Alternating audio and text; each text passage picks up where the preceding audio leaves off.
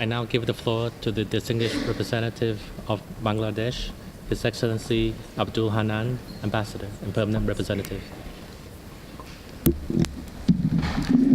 Thank you, Chair. Honorable Ministers, Excellencies, distinguished delegates.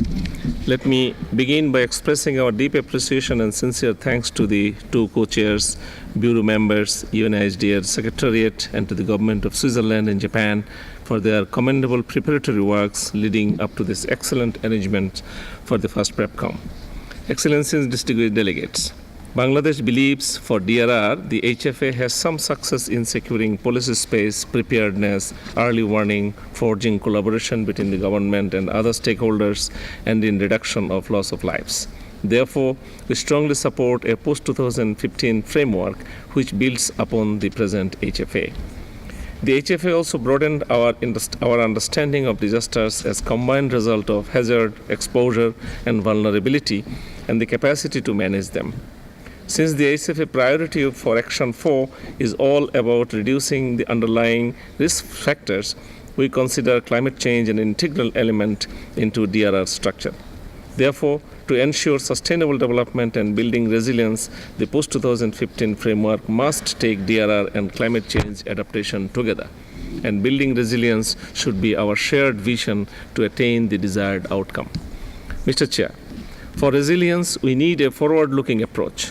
Transformation from reaction to proaction, and investment for the future with a clear objective of reducing all kinds of losses.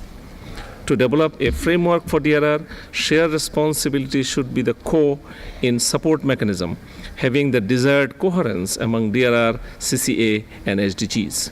Therefore, the scope of the proposed framework, if considers the responsibility of the national government only, then, Mr. Chair, we believe it necessitates a revision of the scope of the post-2015 DRR framework and include meaningful global partnership and international cooperation as an important pillar. International cooperation should not be only cooperation among the relevant international organizations. At the national level, with support of our partners, we can bring synergy between DRR, CCA, and SDGs by prioritizing areas such as food security, women and children, health, agriculture, water, infrastructure, displacement of population, mitigation, and low carbon development, among other areas. These elements need to be articulated with necessary background for further consideration. The proposed element for a specific insurance scheme for the disaster-prone population for their possible losses from disaster and climate onslaughts seems to be not a practical idea for every country and for every community. It needs more clarity and reflections.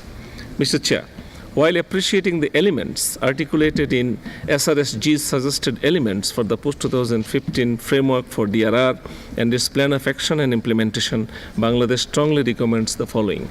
Number 1, additional goal, increased synergy between sustainable development goals, disaster risk reduction, and climate change adaptation. Number 2, for implementation, global partnership and international cooperation be included as crucially important vehicle. Number 3, a permanent UN-led process inducting all international organizations, partners, and global stakeholders. Number 4, a binding commitment for a percentage of ODA earmarked for building synergy between disaster resilience and climate change adaptation. Number 5, a commitment of predictable resources for DRR, particularly earmarking a meaningful share for the disaster-prone and climatically vulnerable countries. Number 6, for monitoring and review, 3 years should be better instead of 4 years. Mr. Chair, regarding global targets and indicators, Bangladesh appreciates the elements proposed at SRSG's paper. However, we would like to propose agriculture, infrastructure, displacement of population is also considered while fixing targets for the disaster damage outlined as Goal C at SRSG's paper on elements. And forging a meaningful and effective global partnership to add the global challenge of disaster and the underlying risk is another goal.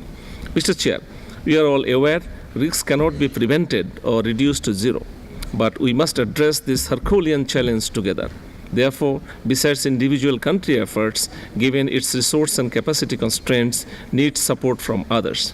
If we want to see the post-2015 HFA successful, We need to have a synergy among DRR, CCA, and SDGs mechanism, and above all, a true global partnership. Thank you, Chair.